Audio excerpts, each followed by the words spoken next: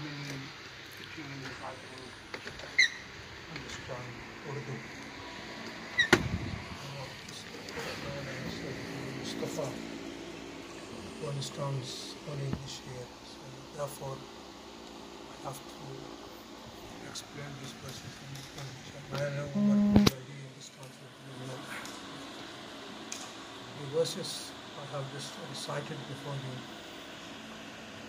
In these verses, in these ayat, Allah subhanahu wa ta'ala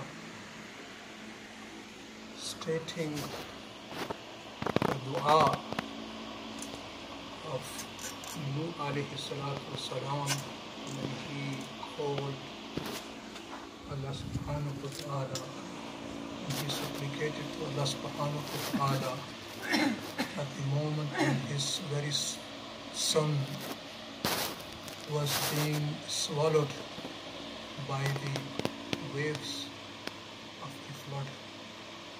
What happened, I explained before. Allah subhanahu wa ta'ala commanded Nuh alayhi salatu wasalam to build an ark, a ship, on which the believers can board at the time of flood. Nuh alayhi salatu wasalam, when the flood came, he saw that his own son Canaan separated from him, from the family, and he did not board the ship. And Nuh alayhi salatu wasalam addressed him and said, "Oh my dear son, come join us, board the ship." And he said, "I will take the shelter of the mountains. I will climb the mountains. I don't need to board the ship." But then Nuh alayhi salatu wasalam told him, "Look, my son, today nothing can save you from the flood, from the punishment of Allah subhanahu wa ta'ala." Now, here in these verses I've just recited, when his son was drowning, and the father looked at him, that fatherly love overtook, and Nuh alayhi salatu wasalam turned to Allah subhanahu wa ta'ala and made a dua that, "Oh Allah, you save my son." And he said, "Oh Allah, look, you made a promise with me that you will save my family, and my son, he is part of my family." Now the question is, before the flood came, Nuh alayhi salatu wasalam was commanded by Allah that not to address me about those who are transgressors, the wrongdoers. The flood will come, and I, or Nuh, warning you that when the flood comes, don't address me about those who are transgressors. Don't ask me to save them and rescue them. So prior to the flood, he was told by Allah. Now the question is, why is it that Nuh alayhi salatu wasalam here is asking Allah subhanahu wa ta'ala that you save him? What's the reason behind this? When he was already told by Allah subhanahu wa ta'ala that don't ask me, don't address me about these transgressors. Why did he ask Allah subhanahu wa ta'ala to save his son? The answer is, Nuh alayhi salatu wasalam thought, he didn't know that his son was a hypocrite, he was a munafiq. Till the flood, Nuh alayhi salatu wasalam considered him as a believer. He thought he was a believer, but in reality his own son was a hypocrite, he was a munafiq. He was a munafiq. So because of this, he asked Allah subhanahu wa ta'ala, he thought he was a believer. So he turned to Allah subhanahu wa ta'ala and he asked, "Oh Allah, you save my son." Now here we learn, Allah subhanahu wa ta'ala warned him. Allah said, "I warn you. I advise you that don't become among the wrongdoers or no. Don't ask me." Now the question is, here Nuh alayhi salatu wasalam was in doubt. He was in doubtful circumstances. He didn't know about his son, whether he is a Muslim, he is a hypocrite. He thought he was a Muslim. So he was in a doubt. He asked Allah subhanahu wa ta'ala. Allah did not accept his excuse. Though he thought he was a believer, but Allah still warning him, why did you ask me this? Why did you ask me of something which you have no knowledge at all? You never knew that fully that he is a believer, because the matter of the heart is only in the knowledge of Allah. What is one's heart? Only Allah knows what is one's heart. So why did you ask me for this? The ulamas, here are some lessons to learn. The ulamas, they say, especially for those who are scholars, who are known as guide, who are known as spiritual leaders, and to whom people turn to, and people ask them for du'as. Here, the ulama, they say, when a spiritual leader or a scholar is approached by someone and requested by someone to make a dua for him for some purposes, for something, they say, under this verse, they say, when a spiritual leader is approached and asked by someone to make a dua for him, for a certain reason, for a certain purpose, objective, he should inquire first. If somebody says, look, I have applied for a job, and please make a dua for him, or for me. Now, the spiritual leader or the scholar should ask him for which job. There could be an unlawful job. There could be an unlawful job. And he's making, without inquiring, without asking for which one, he's making dua, Allah, you grant him this job. Here, look, Nuh alayhi salatu wasalam, he didn't know that his son was a hypocrite. He is not a believer. He made a dua to Allah subhanahu wa ta'ala, you save him. He thought, considering that he's a believer, and he thought, he's being swallowed by the waves of the flood. Oh Allah, you save him. Allah said, why did you do this? Allah warned him, why did you do it? Why did you ask of something which you have no knowledge? So the ulamas, they say, the scholars, the ulamas, and the spiritual leaders, before they make a dua for someone, they should inquire. And if they know this person is, he has a case in the court, and he's come to you, to the scholar or to the spiritual leader to make a dua, and if he knows the scholar, if the scholar knows that he is wrong in this case, he is not on the right path, now then it will be haram for the scholar or for the spiritual leader to make a dua for him.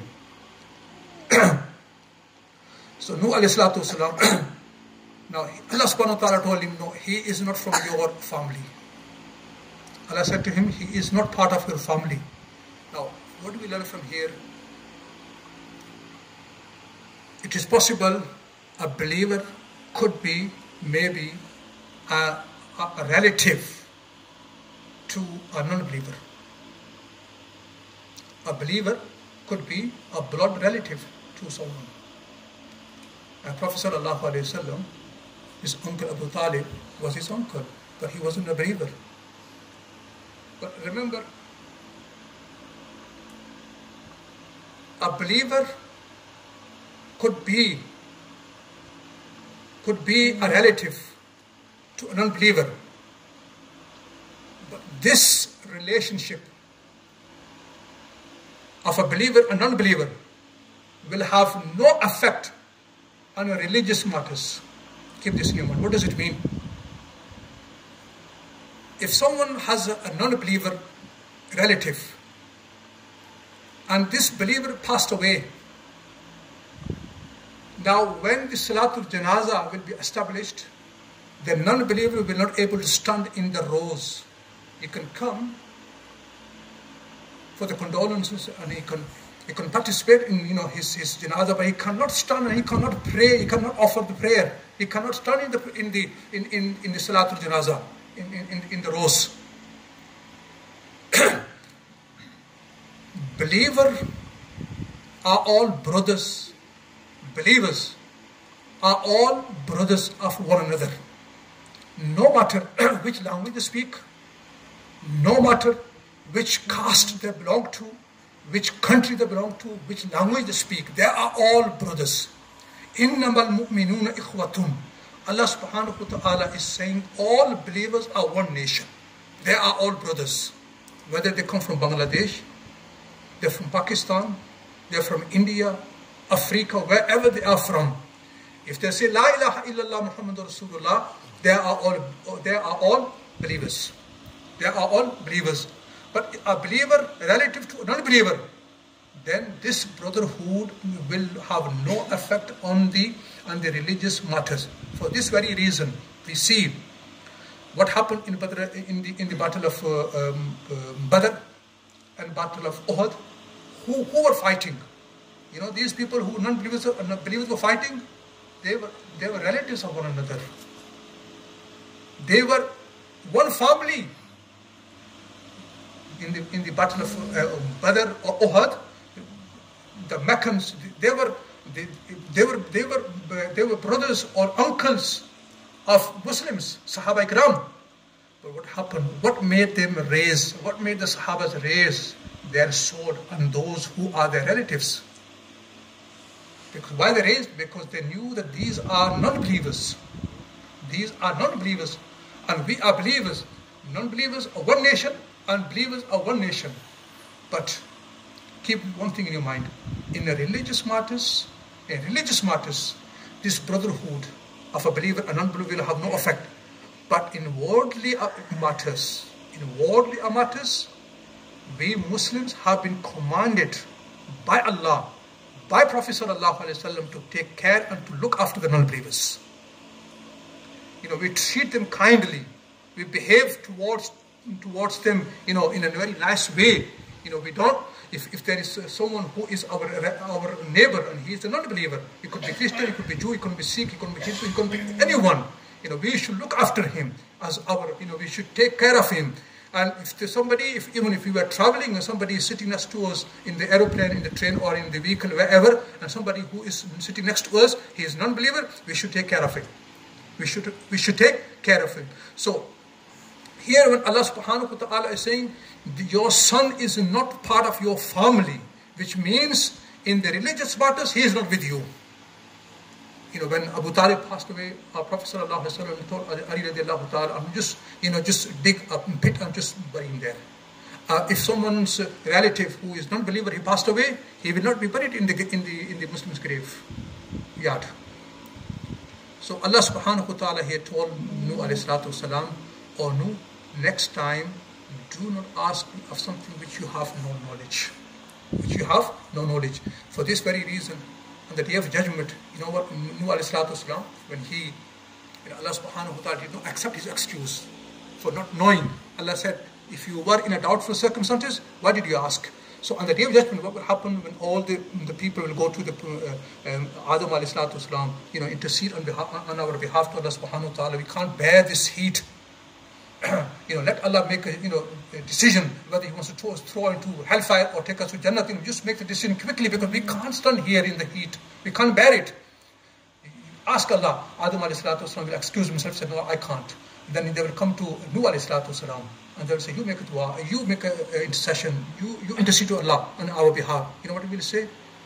As a reference he will give, he will say, look, I asked Allah subhanahu wa ta'ala for my son, that He will save him from the flood.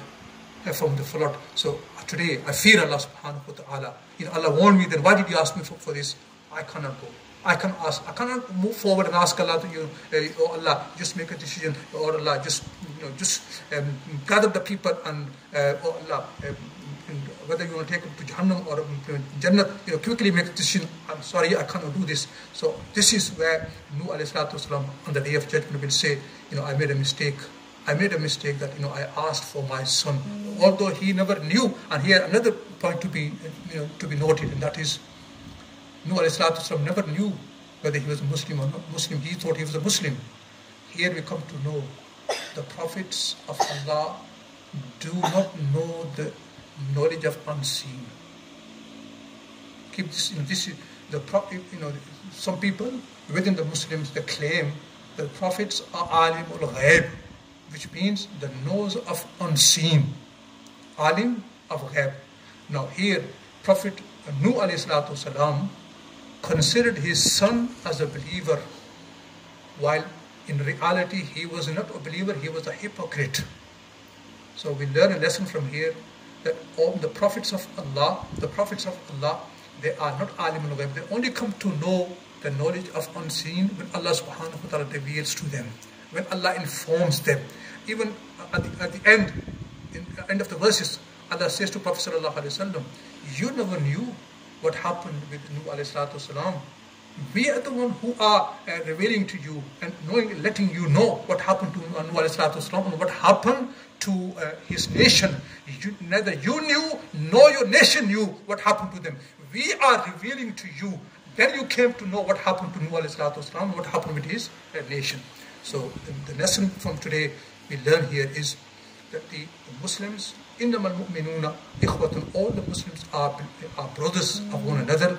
But if a Muslim has another relative who is non-Muslim, he is commanded to look after him. But in religious matters, he has nothing to do with him. Ibrahim alayhi salatu wasalam said to Inna bura'a minkum mimma ta'budun.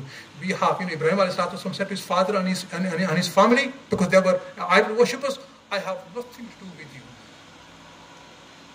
I have nothing to do with you. So believers are brothers of one another, but the brotherhood of a believer and non-believer will have no effect in the religious matters, but it will have effect in the worldly matters. May Allah subhanahu wa ta'ala accept our sitting here.